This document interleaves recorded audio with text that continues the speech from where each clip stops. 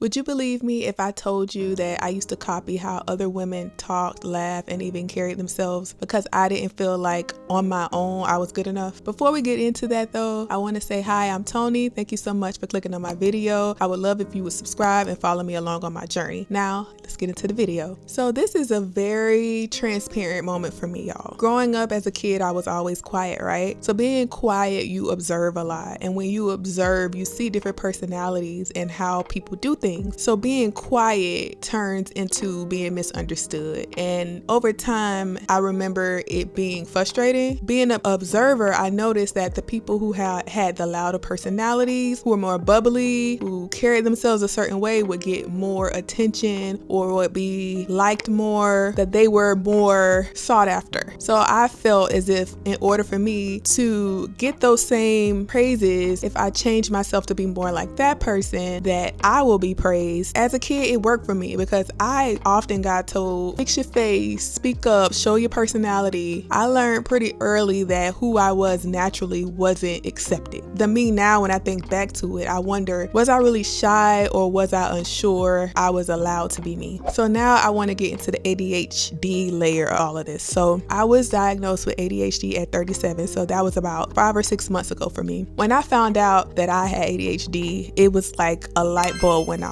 It was like all this time I thought something was wrong with me. I thought I was different. I thought I was awkward. But I'm learning as I'm discovering, reading, watching videos on what ADHD really is. It's not that I was awkward or different. It's just I process things differently. And in that, it does make you a little different and a little awkward. I know now that the me before knowing what I know now was just doing the best that I could with the information I knew. I'm also learning now that a lot of that awkwardness was overstimulation. So I talked about where it came from in the ADHD layer. Now I want to get into how admiring others was a huge clue. So admiring others was a huge clue. When I think about it, I noticed that I admired confidence because I have confidence in me. I also noticed that I gravitated towards women who were bold because I knew that I had suppressed boldness in me. I blended in, but I knew deep down as I got older that I was meant to stand out. Before the diagnosis, I knew that I didn't want to copy people anymore and that I wanted to discover more of who I am. And I realized long ago that I am bold, I am ambitious, I'm still a quiet person, but I'm not shy, and I'm very confident in the things that I know I'm capable of doing. Part of me feels like when I was copying different people, it was because I was afraid of honing in on that part of me, and I felt like it would come off better portraying other people's version of it. Because like I said, I felt like I was different and the different me wasn't perceived well. So now that I know myself and I'm unlearning, apologizing for my personality, it's allowed me to be grounded in who I actually am. And in turn, I am building a life where I do not have to perform and I can be who I am, awkward and all. Here's to taking the mask off and meeting the real me, and the real me is dope.